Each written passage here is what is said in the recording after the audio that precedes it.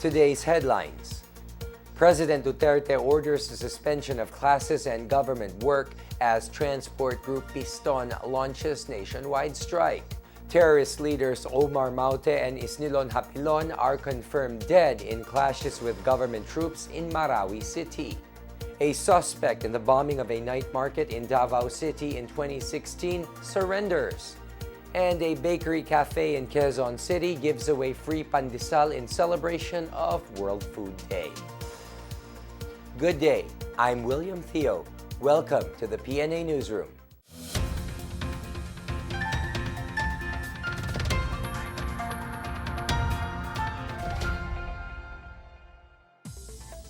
Top terrorist leaders Isnilon Hapilon and Omar Maute have been killed in ongoing clashes with government troops in Marawi City. Defense Secretary Delfin Lorenzana confirmed their deaths early this morning. The news of their deaths along with their pictures have been reportedly posted on the internet. Lorenzana says the bodies of the two terrorists will be subjected to DNA testing. The military is now going after a certain Dr. Mahmoud, a Malaysian national fighting on the side of the Maute group. Sabi ko nga, we may be lifting or maybe announcing the cessation of hostilities in Marawi City within this week. And then after that, we'll find out, we'll assess what the entire Mindanao if there is a need to recommend to the President the lifting of martial law. Marawi City Bishop Edwin de la Peña says he believes the death of Hapilon and Maute will soon lead to the end of the conflict in the city. Meanwhile, Lorenzana confirmed that government troops rescued 17 hostages in Marawi City. He says hostilities will be terminated once the military confirms there are no more terrorist stragglers in the city and that all structures have been cleared of traps and explosive devices. The conflict in Marawi City erupted last May during an attempt to arrest Hapilon, who was declared as the emir of the terrorist group ISIS in Southeast Asia. This prompted President Rodrigo Duterte to declare martial law in Mindanao. Over 800 Maute terrorists have been confirmed killed in the said conflict. 162 in the government side were killed in action, while 20 others are wounded. President Rodrigo Duterte ordered the suspension of classes and government work as jeepney operators stage their two-day nationwide transport strike. All classes in public and private schools were suspended today, along with work in government offices. Presidential Communications Secretary Martin Andanar, however, clarifies the suspension only covers the first day of the transport strike. In Metro Manila, the strike left hundreds of commuters stranded as transport groups held the protest in various parts of the metropolis. The Metro Manila Development Authority, or MMDA, deployed 41 lots in key areas of Metro Manila to help those affected by the strike. All hospitals have also been placed on Code White alert in case of emergencies. In Davao City, Mayor Sara Duterte Carpio ordered the deployment of buses and stranded commuters in anticipation of the transport strike. At least 1,000 out of the over 7,000 jeepneys in the city did not join the strike. The pinagkaisang samahan ng mga tsuper at operators nationwide, or Piston, is staging the transport strike in protest of the government's public utility vehicle modernization program. Under the said program, jeepneys that are 15 years old will be replaced with more advanced Euro 4 engines or electric-powered engines with solar panels. Units will also be equipped with safety features such as CCTV cameras, an automatic fare collection system, speed limiters, dashboard cameras, and Wi-Fi. Piston, however, maintains that majority of the drivers and operators could not afford to buy new jeepneys or maintain old ones. The transport strike will continue tomorrow, Tuesday. Transport Group Piston claims to have paralyzed majority of jeepney routes following the first day of its nationwide transport strike. The LTFRB, however, says the strike had little impact in Metro Manila. We now have PNA reporter Philaine Cervantes with more details on this report. The pinagkaisang samahan ng mga tsuper at operators nationwide, or Piston, claims the first day of the transport strike against the proposed PUV modernization program was successful. Piston National President George San Mateo says the strike paralyzed 90% of jeepney routes nationwide. Transport paralysis reached as high as 100%, particularly in Makati and Parañaque, as well as Butuan City, Cavite, Bulacan, and Nueva Vizcaya. The Land Transportation Franchising and Regulatory Board, however, says today's strike had minimal impact in Metro Manila.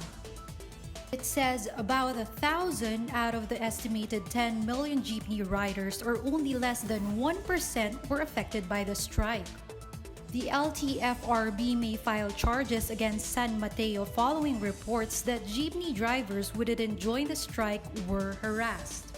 It also claims that left-leaning groups mostly participated in the protest as part of a destabilization plot against the government. Meanwhile, the transport strike failed to paralyze routes in Cebu City. About 80% of jeepneys in the city continue to ply the streets and no commuters were reported stranded. And that was PNA reporter Philane Cervantes. The Bureau of Customs, or BOC, posted its highest collections for 2 consecutive days last September. The BOC says it collected over 3 billion pesos on September 28 and 29 for the first time in the agency's history. Total cash collection in September reached 39.54 billion pesos, which is the highest achieved for a month. The Bureau collected duties and taxes worth over 420 million pesos from 347 million pesos last year. It also noted a 14.71% increase in volume of imports last month. The BOC is targeting a monthly collection of 50.1 billion pesos until December to hit its full target of 467 billion pesos. The Iloilo International Airport is resuming its operations following an accident that rendered its runway unusable over the weekend. The Civil Aviation Authority of the Philippines, or CAAP, says the Cebu Pacific Flight 5J561 that overshot the runway Friday night has been removed. Airlifting equipment was brought in from Manila to help in the removal of the plane, while the technical crew immediately began extraction despite delays caused by bad weather. The airport was closed shortly before midnight Friday when the plane veered off the runway upon landing. The plane's 180 passengers and 6 crew members were declared safe. The CAAP says the accident affected more than 42 domestic and international flights.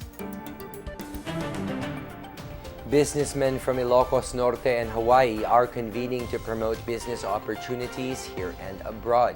The East-West Center Alumni Association Philippines chapter will hold a forum on October 24 at the Ilocos Norte capital.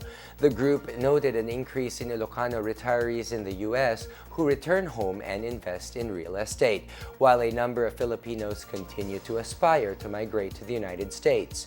To address this, the group aims to present investment opportunities for immigrants in the Philippines and the United States, along with ways to improve the business climate and entice more immigrants to make investments.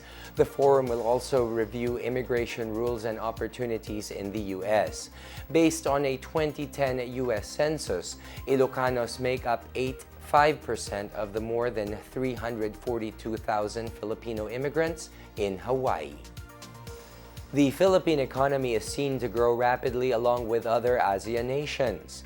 Asian Institute of Management Executive Director Federico Macarana says economies such as the Philippines that are driven by a young population are expected to grow fast. He cited high-tech startups in innovative industries led by young entrepreneurs.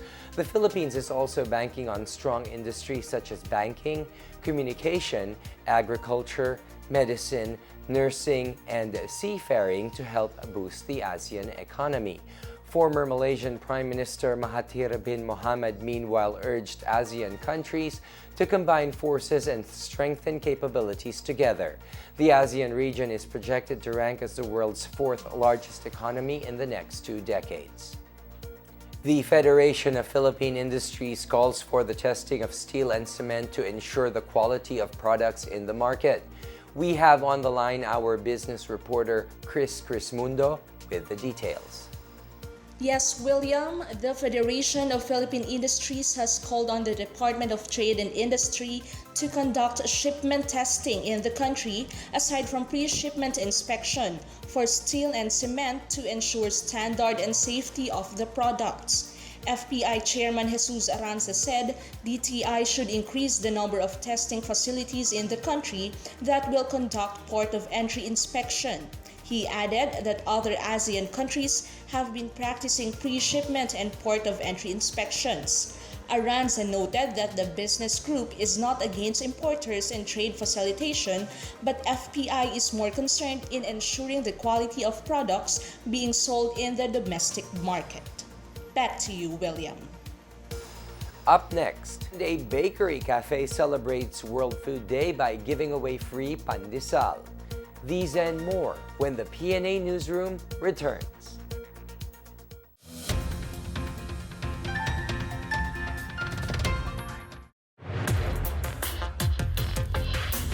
Ito ang Duterte on duty, ulat sa ginagawa ng presidente. October 5, Huwebes, pinangunahan ni Pangulong Rodrigo Roa Duterte ang 58th Change of Command Ceremony ng Philippine Army sa Fort Bonifacio sa Taguig. I promise that before I leave, which is a very, very short time constraint, ay about mga 4 years na lang, 5. I would want to leave the presidency with a strong army and a strong police. Tiniyak ng Pangulo sa mga magsasaka at mangingisda na palalakasin ng Administrasyong Duterte ang pang-agrikulturang sektor ng bansa nang dumalo ito sa opening ceremony ng 2017 AgriLink, FoodLink, and Aqualink exhibitions sa World Trade Center sa Pasay. October 6, Biyernes, dumalo si Pangulong Duterte kasama ang iba pang ASEAN leaders, royalties at foreign dignitaries sa ginanap na Golden Jubilee ng pagkakaupo sa trono ni Sultan Bolkiah ng Brunei Darussalam. Ang imbitasyon ng Sultan sa Pangulo ay pagpapakita ng matatag na relasyon ng Pilipinas at Brunei. October 10, Martes, nilibot ni Pangulong Duterte ang Her Majesty's Australian Ship Adelaide, ang pinakamalaking barko ng Royal Australian Navy na nakaangkla sa Port of Manila. October 11, Miyerkules, pinangunahan ng Pangulo ang groundbreaking ceremony ng Scout Rangersville Housing Project sa San Miguel, Bulacan na magbibigay ng pabahay sa 1,000 Scout Rangers at mga pamilya nito. Sabi naman ni Housing, he will deliver the houses to you December 2018. So, 2018 tapos na yung mga bahay. Ito ang Duterte on duty, abangan sa susunod na linggo ang mga gagawin ng Pangulo.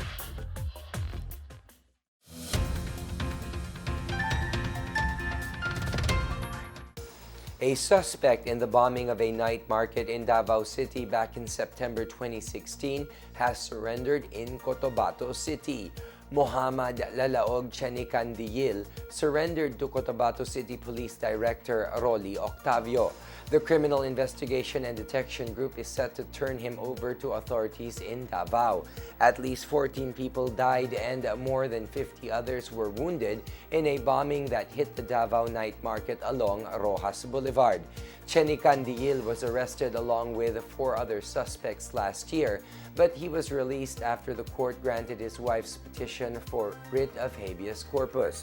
No formal charges were filed against him at the time. Chanicandiyil was included in an arrest order issued by the Department of National Defense following the declaration of martial law in Mindanao. He insists that he was not involved in the said bombing. A bakery cafe in Quezon City celebrated World Food Day by giving away portions of the quintessential Filipino bread, pandesal.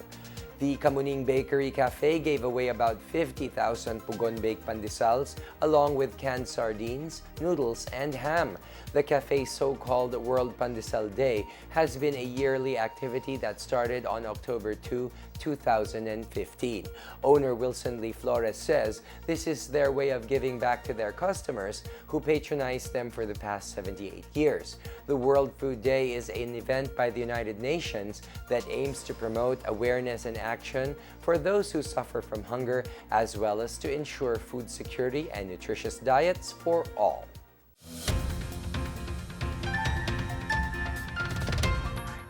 In sports, Barangay Ginebra is on a roll as it takes its second win at the PBA Governors Cup Finals. Ginebra scored an 86-76 win against the Morato Bolts, who remain winless.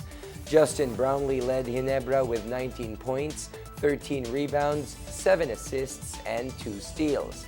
Alan Durham scored 25 points, 22 boards, 7 assists, and 2 steals to pull up Morato.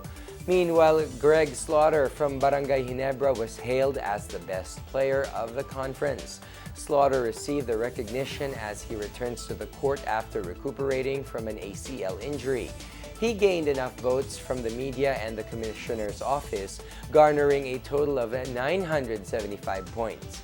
Chris Newsom won the player votes but fell short by over 200 points at second place. Junmar Fajardo finished first in statistical points but only picked up enough votes to make it to number 3. Jason Castro and Arwin Santos landed at 4th and 5th place. In Ilocos Norte, from drugs to beauties, delegates of the Miss Earth International visited Pagudpud to experience the province's ecotourism. The 10 delegates represented the countries of Austria, Czech Republic, Ecuador, Israel, Korea, Guatemala, Sweden, Thailand, Uganda, and Venezuela.